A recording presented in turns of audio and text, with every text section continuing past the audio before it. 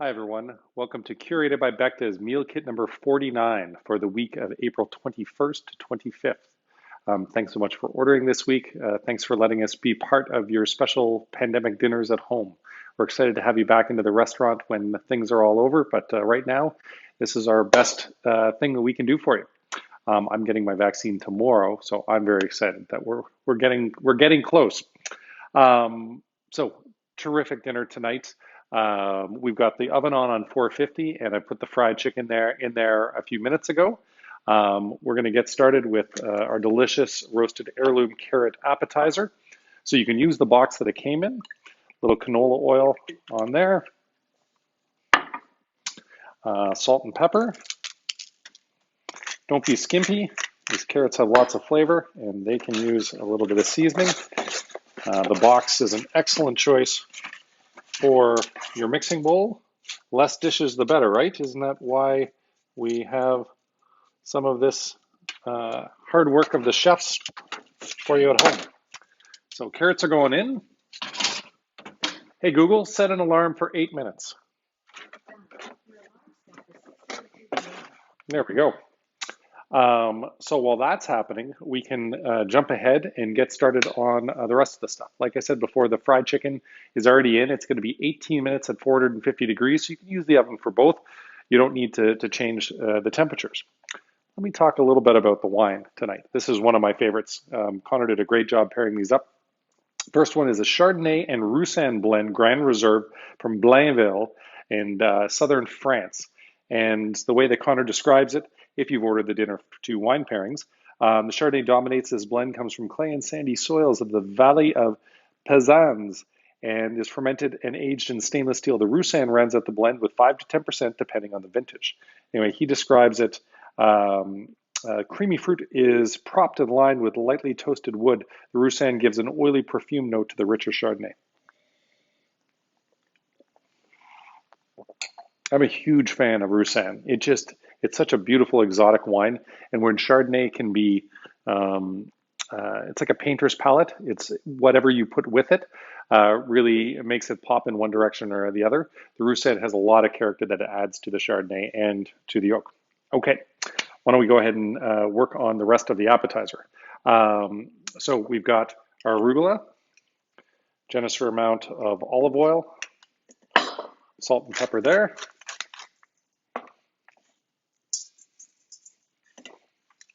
Give it a little mix up in a mixing bowl.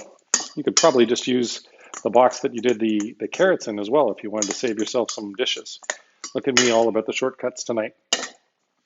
The next thing is going to be our jalapeno dill yogurt. So it's going to go on the bottom of the plate. And try to spread it around so you can see it from all the edges,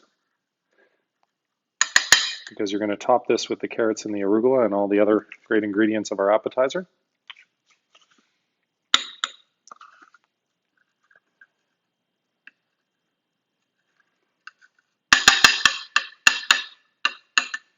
Right to the corners.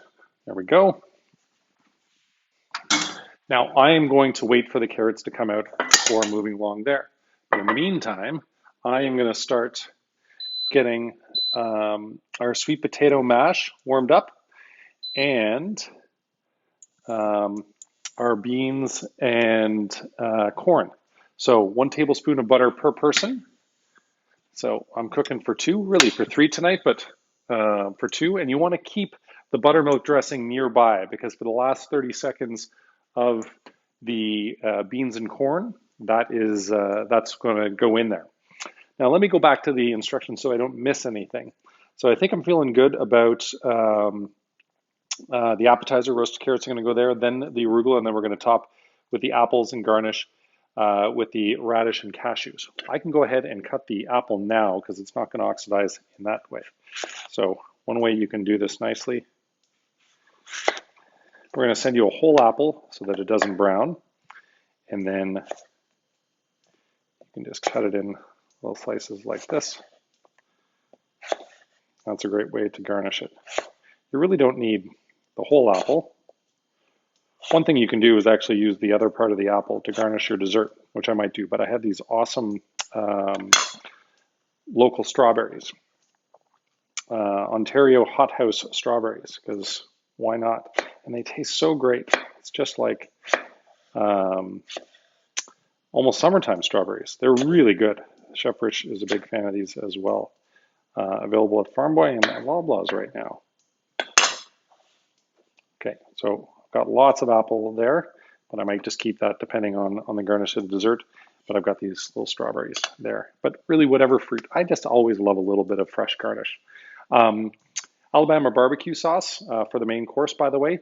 You can do it in one of two ways. You can either do it for dipping or you can put it right on. So I'm going to do one of each. Get rid of this bowl. Sort of see which one looks better on the plate for our Instagram videos.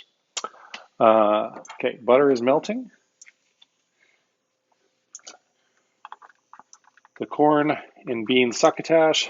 It's got some beautiful fresh herbs in there and some shallots, sweet potato puree. Let's get that warming up nicely.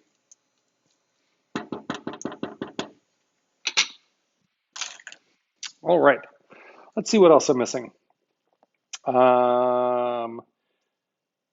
Oh, I forgot to season the chicken with salt and pepper beforehand. Poor me. So make sure that you season yours before going to the oven. I'm going to season it after coming out of the oven. We shouldn't need to season the sweet potato puree, but to your taste. And then we've got the corn and black bean. Yeah, we're really just getting ready for the plating. So in the meantime, I want to taste this red wine. I know this one well. The Blaugia we've had on the curated meal kits once or maybe even twice before, but it's such a blockbuster. Monastrell is the grape variety, and it's from Valencia, Spain. The way that Connor describes this, made from 100% Monastrell or Mourvedre, the French grape, sourced from estate vineyards, which are an average 600 meters above sea level, fermented and aged in old concrete vats and have been used since the 17th century. Brooding dark blackberry, floral, violet, notes of spice. Medium plus in body, smooth integrated tannins, beautiful, crackling fresh acidity that causes the fruit to sing into the palate. I agree, Connor. Well done. I know my carrots are going to be ready soon. Make sure I'm stirring this guy around. I'm going to get a different implement for the black beans. Succotash. A lot of different barbecue components here. I don't know if any of you knew, but Rich Wilson, our chef at Becta, is a huge barbecue nut and aficionado. He, when pandemics are not on, goes down south, goes on bourbon tasting tours and barbecue tours. This is like his favorite thing to do in the whole world. So anytime that you might look at the Becta takeout menu, or maybe there's a special wine bar dish, fried chicken is one of his specialties. He does a Nashville hot chicken sometimes, which is out of this world. It's got like a pork crust to it, and it's amazing. So just keep in mind for that. Okay, carrots should be soon. This guy is still going well. I don't want to get ahead of myself on the dessert because you want to keep it in the fridge right till the end so that the ganache can set nicely. And then we're just going to put the pear, let's see if I get it right, the lemon and pear compote. But that can come out of the fridge now so that it can warm up in the meantime. Okay, so coleslaw, we're going to need some tongs for that guy. We've got a creamy coleslaw. Make sure to give it a little stir if the creaminess is in the bottom. That's going to add some nice zing and nice color. Hey, Google, off. Okay. Carrots ready to go.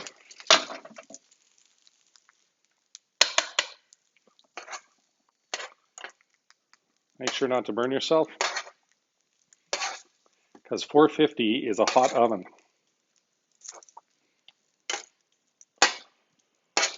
I love heirloom carrots. I just did a dish over the weekend for my family with these guys, and they're just so lovely.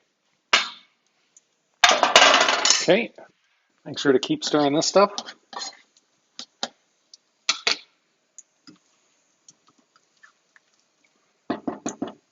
All right, so Next up, make sure I'm following the instructions.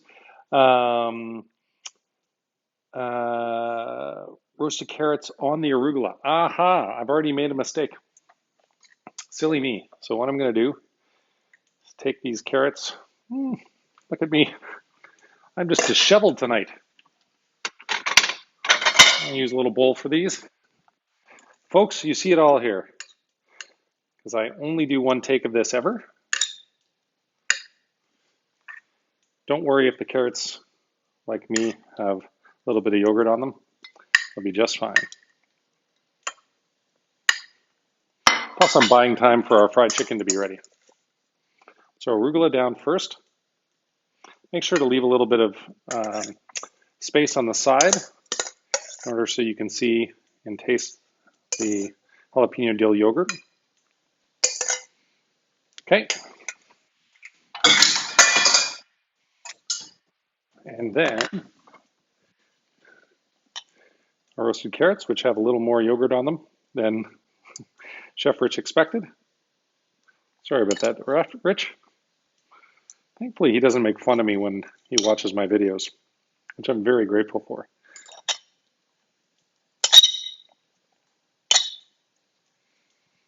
Okay.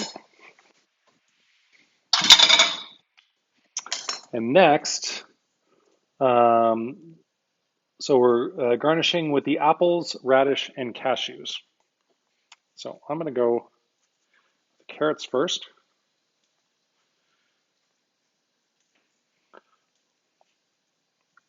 Do a little fan on the side here. Again, you don't have to use all the apple for this.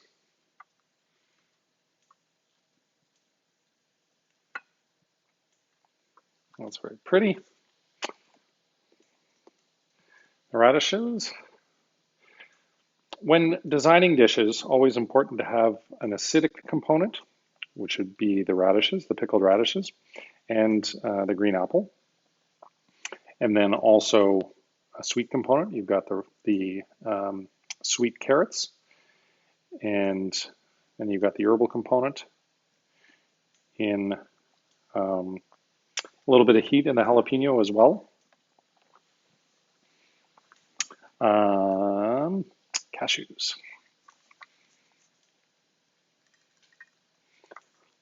Tumble those along.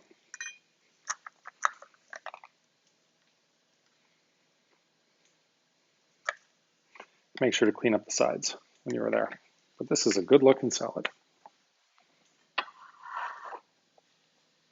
So roasted heirloom carrots with the Granny Smith apple, pickled radishes, cashews, jalapeno dill yogurt, and arugula. All right, this is definitely in need of a little stirring. Sweet potato puree looking good. I'm going to turn this guy down just a little bit. And the buttermilk is going to go in there just for the last 30 seconds. So why don't I turn that off? Because I bet you our fried chicken is going to be almost done. So let me start looking at how we're going to plate this. Sweet potato mash on one side of the plate with the corn and black bean succotash on top. Okay, so buttermilk dressing, last 30 seconds. Give it a little stir.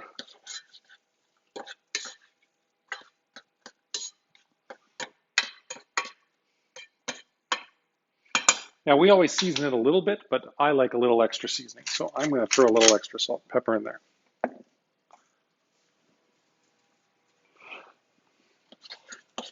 So that can cook in the pan for another 30 seconds while I am plating the sweet potato puree.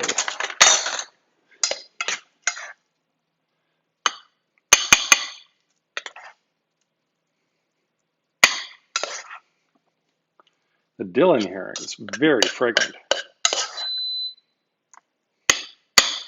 That is my stovetop telling me that there is a hot element. I get you, stove. It's the annoying thing about this stove. So it tells you every time you have anything. So make a little little hole for your succotash to come along.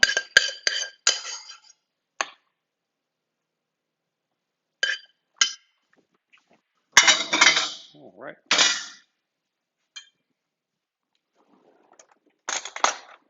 Let's see if I time this right and the fried chicken alarm comes off just at 18 minutes.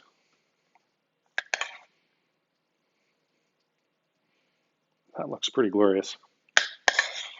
I'm a huge fan of succotash.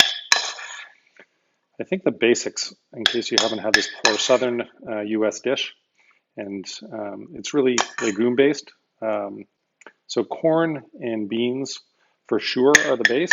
Oftentimes you'll have okra in it, onions.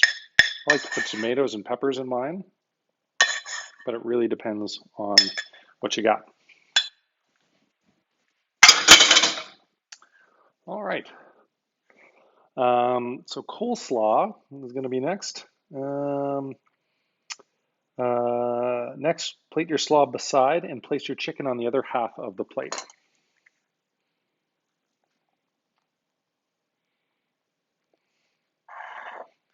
Sure, got some space here. Hey, Google, off. How's that for timing?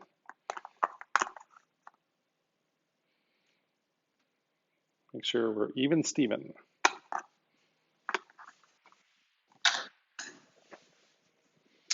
Make sure to turn your oven off. Whoa, this is looking good. Very nice.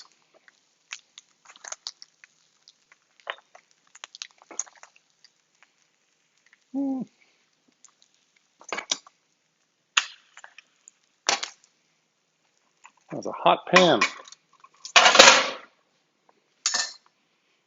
All right. So for this guy, I'm going to try drizzling some on top, and it's just crackling. Love it. You know what? I'm going to do this as well and put some extra on the side because I think the side dish looks so nice for some extra dipping.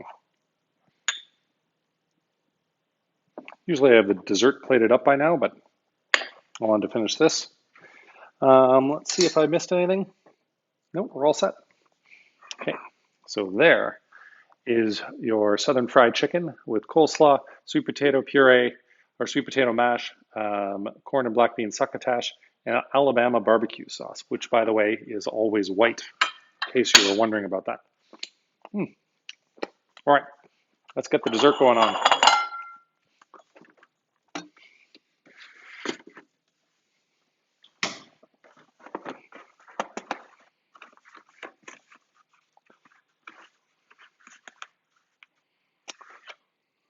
So our white chocolate,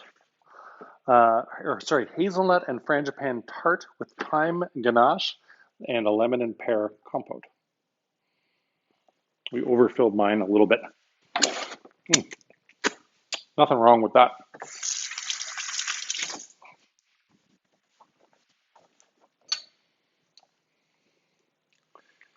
And then we've got our little pear chutney here.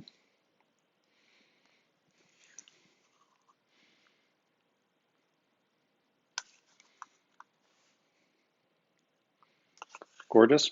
Just because it's white on white, I don't want to throw the apple on there. I'm going to use some of this little strawberry, but whatever berries you might have in your fridge, you can use the leftover apple. Just really anything to give it a little bit of color.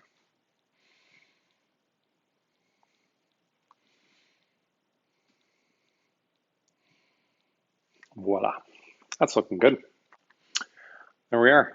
Our hazelnut frangipane tart, pear chutney, and the thyme and white chocolate ganache. Thanks so much for ordering this week and for letting us be part of your celebrations at home.